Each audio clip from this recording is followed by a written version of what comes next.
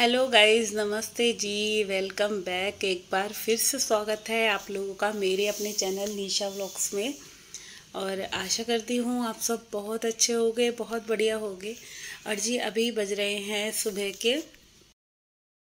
7:30 बजे से ये वीडियो स्टार्ट हो रहा है। तो जी अभी जो है आज छुट्टी थी, संडे है, बच्चों की भी छुट्टी है, मेरी भी छुट्टी है, जिम नहीं जाना, कोई भागम भाग नहीं है। तो नाश्ता वगैरह बनाने की अभी कोई जल्दी नहीं है, क्योंकि दोनों बच्चे जो है अभी एक एक करके उठेंगे धीरे धीरे, तो नाश्ता वगैरह आराम से बन जाएगा। तो मैं ना सबसे पहले जैसे आज उठी ना, तो उठते ही सबसे पहले मैं उठी थी 5:45 बजे। और छुट्टी वाले दिन भी देखो उसी टाइम पे आँख खुल गई, क्योंकि जो आपका एक हैबिट होती है ना, जो सुबह जल्दी उठने की, तो वो आपको ना उठा ही देती है। आप जितना मर्जी सोचे कि आपको नहीं उठना नहीं उठना, तब भी क्या होता है 5:30 बजे से मेरी आँख खुल गई थी। और मैं फिर यही सोच रही थी लेटी रहूं लेटी रहूं, मगर क्या होता है ना कि लेटे लेटे भी दिमाग में बस यही बात घूमती है एक औरत के,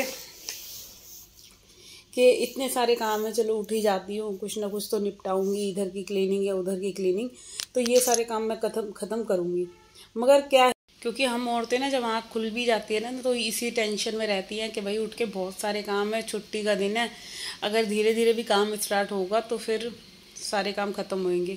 इधर ना क्या होता है, जैसे मैं उठी ना, मैंने पानी वगैरह पिया अपना 1 गिलास गर्म, और फिर मैंने ब्रश वगैरह करा, और उसके बाद के ब्रश वगैरह करने के बाद फिर मैंने ना पौधों में पानी दिया, बैल्कनी वगैरह साफ़ करी, फिर नहाई, और उसके बाद फिर घर के कामों में लग गई, क्योंकि काम मुझे पता है बहुत सारे हैं।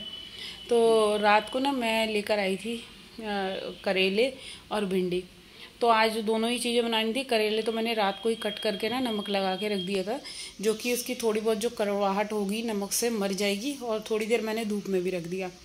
तो यहाँ पे ना करेले भी बना लिए थे, भिंडी बना लिए थे, और घर की क्लीनिंग कर ली थी। अच्छा, बच्चों को जो है मैंने इधर नाश्ता भी दे दिया था। ये वीडियो मैं मतलब काफ़ी देर बाद फिर वीडियो स्टार्ट करा, और उधर मेरी मशीन लगी गई थी। तो छुट्टी वाले दिन भी एक औरत के लिए कोई काम तो ख़त्म होने वाले हैं नहीं, चाहे आप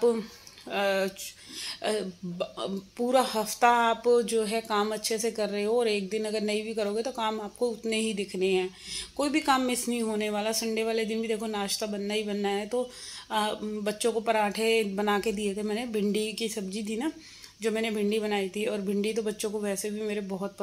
तो यहाँ पे ना मैंने सबसे पहले बर्तन साफ़ कर लिए थे, बहुत सारे बर्तन हो रहे थे, क्योंकि नाश्ता बनाने के, भिंडी करेले ये सब बनाने के इतना बर्तन हो गया था, मतलब सिंक से ऊपर हो रहे थे। तो यहाँ पे ना ये मिठाई का डिब्बा आया हुआ रखा था, मैं इसको यही सोच रही थी कि चलो छोटे डिब्बे में ट्रांसफ़र कर देते हैं, मगर ज़्यादा ही थी, फिर मैंने ऐसे ही रख दिया। और पूरी जो ओवन के पास की ये क्लीनिंग है ना, वो सारा मैंने ठीक से कर दिया। और रात को मैं काफ़ी सारी सब्ज़ी वगैरह लेकर आई थी, क्योंकि पता है मतलब 4-5 दिन से ना कोई सब्ज़ी नहीं आ रही थी, और बस ऐसे ही आलू वगैरह बन रहे थे, और आलस के चक्कर में मैं मार्केट जा ही नहीं पाती थी, क्योंकि घर के कामों में इतनी व्यस्त हो जाती हूँ कि मतलब शाम होती है तो फिर आलस आ जाता है, छोड़ना क्या जाना, आज चल रहने दे। तो ये अब क्या होता है कि दोपहर में खाने में सैलेड भी चाहिए, चटनी भी चाहिए, तो धनिया, खीरे, टमाटर और प्याज, आलू, जो ये कुछ बेसिक सी चीज़ें हैं ना, ये आपको मतलब इतनी चाहिए कि आपके पास एडवांस में रखी रहनी चाहिए। तो अब जो क्या था कि ये चीज़ें भी ख़त्म होने लगनी थी, तो फिर मैंने सोचा चलो अब तो वही जाना ही पड़ेगा। तो नाइट में मैं गई, कार्तिक के साथ ही गई थी, तो सब्ज़ी वगैरह फ्रूट्स वगैरह लेकर आई, और सब मैंने कट कर करके रखी, भिंडी धो के रखी। नाइट में ही मैंने काफ़ी सारा काम जो था ना, वो मतलब सुबह के लिए कि हल्का हो जाए, वो चीज़ें मैंने कंप्लीट कर ली थी। अच्छा, इधर जो है पूरे घर की सफाई मेरी हो गई थी, सिर्फ हॉल बचा था, क्योंकि आज संडे है, हेल्पर ने भी नहीं आना था, तो पूरा काम खुद ही ने करना था। पूरे हॉल में आज अच्छे से धुलाई टाइप सी कर दी, मतलब हल्का सा सरफ वाला पोछा लगाया है, ज़्यादा नहीं कि कहीं सोचो बिल्कुल। और बिल्कुल फ्लोर जो है ना इतना अच्छे से क्लीन हो रहा था, क्योंकि एक संडे का जो दिन होता है ना, उस दिन मैं अपने हिसाब से जो है अपना हॉल और किचन जो है मैं अपनी तरह से चमकाती हूँ। वैसे तो रोज़ाना हेल्पर ही क्लीन करके जाती है। तो यहाँ पे पूरा हॉल जो है मैंने साफ़ कर दिया। अब जो है ना एक बार फाइनली जो मैं है कि मैं पोछा लगा दूँगी, और अपने हिसाब से जब हम पोछा लगाते हैं तो उसकी तो एक अलग ही कि कहते हैं ना, अपनी जो मेहनत करी हुई होती है वो दिखती है, या कुछ भी समझ लो अच्छी लगती है। तो अपने हिसाब से जब काम हम करते हैं ना, तो एक अलग ही मज़ा आता है।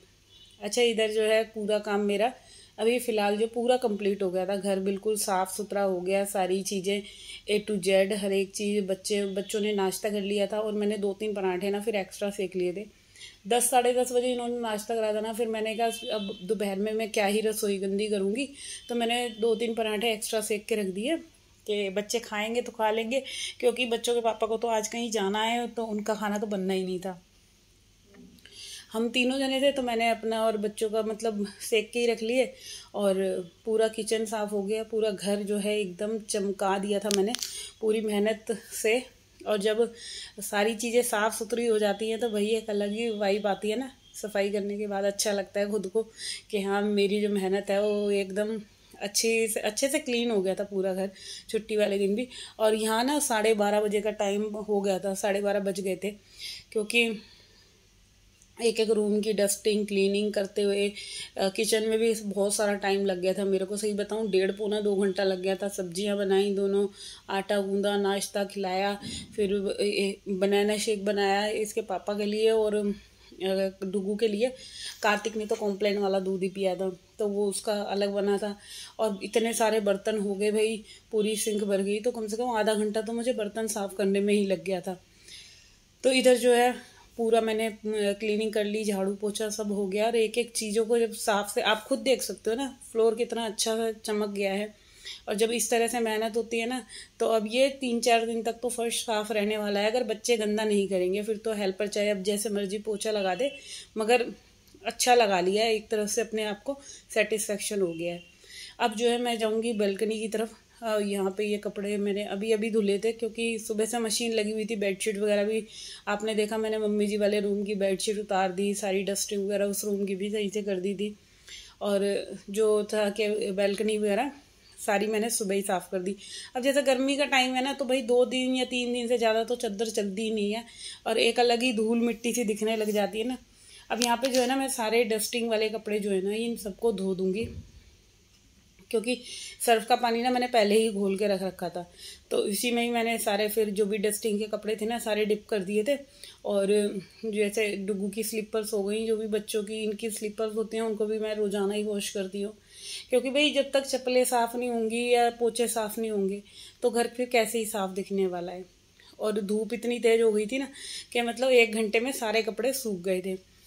तो इधर ये सफाई वगैरह करने के बाद जो है मैं फिर थोड़ी देर बैठी। उसके बाद जो था कि मेरे को प्रेस वगैरह करनी थी, फिर नहाती मैं दोबारा से।